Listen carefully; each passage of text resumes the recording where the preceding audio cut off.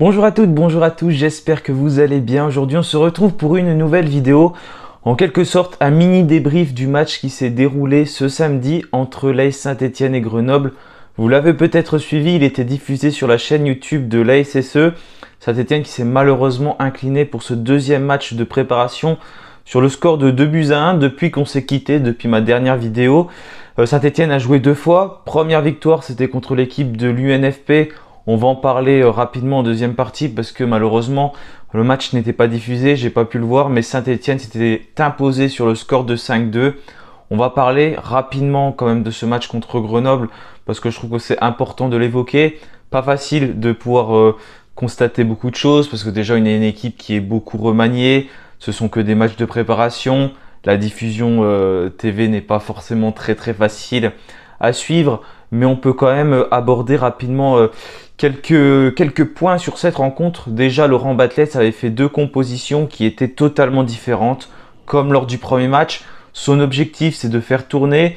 Il voulait que ses joueurs puissent jouer tous environ 45 minutes sur les deux premiers matchs, donc contre l'UNFP ce mercredi et contre Grenoble ce samedi. Ensuite, Saint-Etienne affrontera Clermont samedi prochain, le 22 juillet, donc une équipe de Ligue 1. Donc au final, pour la première mi-temps, donc déjà si on aborde de la composition, déjà vous n'hésitez pas à me dire ce que vous avez pensé du match en commentaire si vous avez pu le suivre. Au cage, on avait Gauthier Larseneur. Ensuite, on avait le nouveau défenseur qui est arrivé à Saint-Etienne, donc qui va renforcer dans un premier temps la Nationale 3. Elana qui a quand même été en difficulté sur cette première mi-temps. Il était aux côtés d'Anthony Briançon et de Denis Sapia. Donc ces deux-là, on peut les retrouver globalement dans la défense centrale de Saint-Etienne. C'est même ce qu'on a l'habitude de voir. On avait Louis Mouton au milieu de terrain accompagné d'Aymen Mouefek, de Cher Fall et qui a été remplacé aux alentours de la 30e minute de jeu par Mathis Amougou. Ensuite, on retrouvait Aymen Aiki, Mathieu Cafaro et Ibrahim Awadji donc sur cette première mi-temps. Malheureusement, Saint-Etienne a concédé l'ouverture du score assez rapidement, dès la 8e, 9e minute de jeu. Les Verts qui se font avoir, en fait, c'est Gauthier Larseneur qui a le ballon. Et Gauthier Larseneur, il relance sur le côté gauche. Donc à ce moment-là, il retrouve Elana. Et Elana, il fait une erreur à ce moment-là puisque il redonne le ballon un peu dans l'axe à Louis Mouton qui est pris au pressing par les Grenoblois qui vont reprendre le ballon et qui vont faire quand même un beau petit mouvement collectif et qui vont ensuite tromper Gauthier Larseneur. Ça tape d'abord la barre transversale et ça va dans le but, une frappe sèche qui trompe Larseneur, qui ne peut rien faire sur cette action. Et malheureusement, Saint-Etienne concède l'ouverture du score en début de match. Et c'était quand même Grenoble qui dominait globalement ces premières minutes de jeu. On a vraiment eu du mal à rentrer dans la rencontre et la première mi-temps était globalement assez décevante. Ça a été vraiment compliqué pour nous et puis c'est sur ce score de 1-0 que Saint-Etienne va rentrer au vestiaire. On a quand même eu des joueurs qui ont fait une bonne mi-temps. J'ai bien aimé Anthony Briançon qui n'hésite pas à ressortir, à parler à ses troupes, un vrai rôle de capitaine, j'ai envie de dire. On avait également des joueurs qui ont été intéressants comme Aymen Mouefek, comme Mathis Amougou qui a fait une très belle entrée. Cherfol n'a pas été si mauvais que ça, mais cependant on a quand même perdu pas mal de duels au milieu de terrain. C'est sur cette partie-là qu'on s'est fait beaucoup avoir et que Grenoble récupérait des ballons pour nous mettre en difficulté. Gauthier Larseneur a dû s'imposer d'ailleurs dans les dernières minutes de jeu sur un face-à-face qui permet à Saint-Etienne de rester en vie à ce moment-là. Sinon il aurait pu y avoir 2-0 même si c'était pas fini, mais ça aurait été plus compliqué de revenir. Mais voilà, globalement la première mi-temps elle n'a pas forcément été satisfaisante de la part de Saint-Etienne qui a joué, j'ai envie de dire, pas trop mal parce que les joueurs se trouvaient, mais c'était des choses qui étaient assez lentes. Des choses qui étaient prévisibles. On a eu du mal à se projeter. Quand on a réussi à le faire, il y a eu des centres intéressants. Mathieu Cafaro a fait quelques beaux centres. Aymen Aiki également sur son côté a fait des beaux centres, mais défensivement, ces joueurs, on le sait, ils sont en difficulté. Surtout Aymen Aiki qui a vraiment du mal à revenir. Et quand on met certains joueurs sous pression à Saint-Etienne, comme Louis Mouton, tout de suite, ça nous met en difficulté défensivement. Mais voilà, Ibrahim Awadji a été trop peu trouvé. Contrairement au match contre le NFP où il a plutôt été pas mal trouvé, je pense, parce qu'il a marqué deux buts. D'ailleurs, il en a marqué un superbe qu'il s'est fait tout seul. Mais voilà, cette première mi-temps a été compliquée. Du coup, en deuxième mi-temps, ça a totalement changé du côté de Saint-Étienne, mais aussi du côté de Grenoble. Vincent Augnon a totalement changé son équipe, gardien, tout le monde était sorti. Du côté de Saint-Étienne, donc la composition, c'était Mathieu Drière au cage. Lors de la dernière rencontre, il avait titularisé Étienne Green pour la seconde mi-temps. Cette fois-ci, non, c'était Mathieu Drière pour donner du temps de jeu à tout le monde, bien sûr. Il ne faut pas tirer des conséquences de ses premiers matchs. Green n'a pas joué, non, c'est pas ça. C'est juste qu'il donne du temps de jeu globalement à tout le monde. C'est pour ça que c'est pas facile de débriefer les rencontres parce que là, voilà, il essaye de créer plein d'équipes, de donner du temps de jeu. Donc c'est normal qu'il y ait également beaucoup de difficultés du côté de Saint-Étienne ou des autres adversaires. C'est pas facile de juger. Donc Mathieu Dreyer accompagné de Léo Petro, Ahmed Sidibé, Mickaël Nadé, Lamine Fomba, Thomas Monconduit que j'ai beaucoup aimé, Karim Cissé également très impressionnant, Antoine Gauthier, Victor Lobry, Maxence Rivera et El Hadji Diaye. Donc comme vous pouvez le voir, il y a beaucoup de joueurs qui étaient prêtés l'année dernière ou qui évoluaient avec l'équipe de la réserve, mais cette fois-ci c'est Saint-Étienne qui va beaucoup mieux entamer cette première mi-temps et c'est Karim Cissé qui va marquer un superbe but en débordant sur son côté gauche. Il va faire une très belle action et ensuite il va inscrire un magnifique but et le gardien de Grenoble ne peut rien faire sur cette action et c'est bien, Saint-Étienne revient très vite dans ce match. Ça fait un partout entre les deux équipes et on va continuer de pousser. Quelques minutes plus tard, c'est la JDA qui s'infiltre également dans la surface et qui passe son vis-à-vis. C'est bien, on a une très belle entente en tout cas sur cette deuxième mi-temps avec El Hadji Diaye et Karim Cissé qui sont des joueurs très rapides, très percutants, très provocateurs et qui n'hésitent pas à tenter leur chance, des choses qu'on peut reprocher à certains jeunes certaines fois, mais là ce n'est pas le cas en tout cas de ces deux-là. Donc El Hadji Diaye qui s'écroule dans la surface, malheureusement l'arbitre décide de ne pas siffler penalty. Bon, pas facile de voir avec la caméra qui est à 3 km, mais ça aurait peut-être pu se siffler sur cette action-là. Mais bon, on ne cherche pas forcément les pénaltys, on s'en fiche un peu. En tout cas, il a très bien provoqué sur cette action-là. Quelques minutes plus tard, une nouvelle grosse occasion de Saint-Étienne. C'est Antoine Gauthier qui va tirer. Ensuite, on va également avoir El Hadji Diaye qui va de nouveau frapper après une nouvelle belle action collective. Ce que j'ai bien aimé sur cette deuxième mi-temps, c'est que on a été très rapide, notamment en contre, même si globalement on avait la possession du ballon. Mais surtout, on tentait les frappes. Voilà, même à 20 mètres du but, les joueurs tentaient de tirer, ça passait souvent au-dessus. Mais voilà, ils ont tenté, ils ont pris leur responsabilité tout simplement pour tirer et ça aurait pu payer. Ça aurait pu payer, c'est très bien, il faut tenter, c'est des matchs amicaux. Voilà, il faut pas hésiter. Et ils l'ont fait et c'était vraiment très bien. C'est surtout ce côté gauche de Saint-Étienne qui a bien marché. Malheureusement, le côté droit, notamment où était Maxence Rivera, on l'a beaucoup moins vu. Apparemment, déjà lors du premier match, ça avait été compliqué pour lui. Là, Maxence Rivera, on l'a moins vu.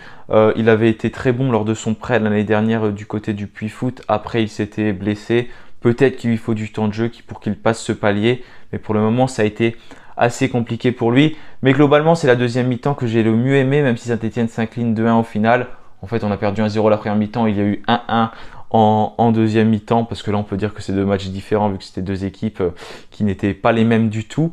Mais Saint-Étienne va malheureusement s'incliner sur un coup de pied arrêté, un corner tiré par Grenoble et qui va être inscrit de la tête par un Grenoblois qui coupe le ballon au premier poteau, un mauvais marquage de Saint-Étienne et malheureusement on est puni alors que globalement ils n'avaient pas grand chose à faire les Grenoblois, mis à part sur quelques actions quand ils se projetaient, on était en difficulté, pris dans le dos. C'était le cas 2 fois pour Mickaël Nadé qui est obligé de stopper une première fois l'action irrégulièrement, il tient le Grenoblois du maillot donc il se prend un carton jaune qui est tout à fait logique. Et ensuite, c'est Mathieu Dreyer qui s'est imposé en faisant une très belle sortie. D'ailleurs, il a fait un beau match. Mathieu Dreyer, il n'a pas eu grand chose à faire, mais ce qu'il a eu à faire, il l'a très bien fait. Et donc voilà, c'est quelques occasions de Grenoble qui ont été dangereuses. Sinon, c'est globalement Saint-Étienne qui a été plus entreprenant en seconde mi-temps et Diaye a notamment retenté sa chance une minute après le but de Grenoble. Malheureusement, ce n'est pas passé et c'est dommage voilà, de s'incliner dans un match amical, même si c'est qu'un match amical, mais pour la confiance, battre Grenoble, une équipe de Ligue 2, ça aurait été très bien. Mais voilà, c'est comme ça, Grenoble qui s'impose 2-1 du côté de l'Etra. Encore une nouvelle fois, c'est pas un clean sheet du coup, ça fait quand même 4 buts en 2 matchs. On sait qu'on avait des problèmes défensifs Pour l'instant, ils ne sont pas forcément réglés, même si encore une fois, c'est un match de préparation et voilà, et on ne peut pas tirer des conclusions. Mais on prend encore 2 buts par match contre l'UNFP, qui est une équipe quand même assez faible parce que c'est des joueurs qui sont libres de tout contrat. Et là, contre Grenoble, cette fois-ci, qui est comme nous dans sa préparation, on en a encore pris 2. Et c'est quand même des erreurs la plupart du temps parce que ce corner, c'est une erreur de marquage. Et avant ça, il y a également une erreur défensive de la part de Elana et Louis Mouton qui perd le ballon. Voilà, c'est des erreurs bêtes qu'on n'a pas encore réussi à corriger. J'espère que Tupsinka, il va arriver pour renforcer tout simplement la défense de Saint-Etienne parce qu'on en a besoin. On est sur plusieurs joueurs, on va voir ce qui va se passer, mais on voit quand même qu'il y a des difficultés, des choses à améliorer, des axes qui sont importants si on veut réussir à remonter cette saison. Donc il y avait également ce match contre l'UNFP, je ne l'ai pas vu donc je ne peux pas trop l'aborder. Saint-Etienne s'est imposé 5-2, donc les 5 buts, il y a 4 buts de Stéphanois parce qu'il y a un but contre son camp. Doublé d'Ibrahima Wadji, dont une superbe action qui s'est fait tout seul, c'est son 2e but je crois. Ensuite, on a eu Mathieu Cafaro qui marque un penalty pour permettre à Saint-Etienne de mener au score contre l'UNFP. Donc ensuite, on a eu un autre but, j'ai oublié qui c'est qui l'a marqué. C'est Fomba, voilà, Fomba de la tête qui a marqué un but sur un coup franc de Saint-Etienne. Donc ça c'est très bien, ça fait très très longtemps. C'était Briançon justement contre Grenoble. Je crois le dernier but marqué sur coup de pied arrêté. Et là c'est Fomba qui avait permis à Saint-Etienne de marquer. Et malheureusement, on a pris des buts aussi en fin de match, toute dernière action. On prend ce but du 5-2 contre l'UNFP. Et avant, on avait pris un autre but également qui aurait aussi pu être évitable. Mais malheureusement, voilà, c'est comme ça. Mais Saint-Etienne a fait un match, une victoire, une défaite. Espérons qu'on reparte avec une victoire pour le prochain match. Vous avez certainement vu, on a joué également avec les nouveaux maillots.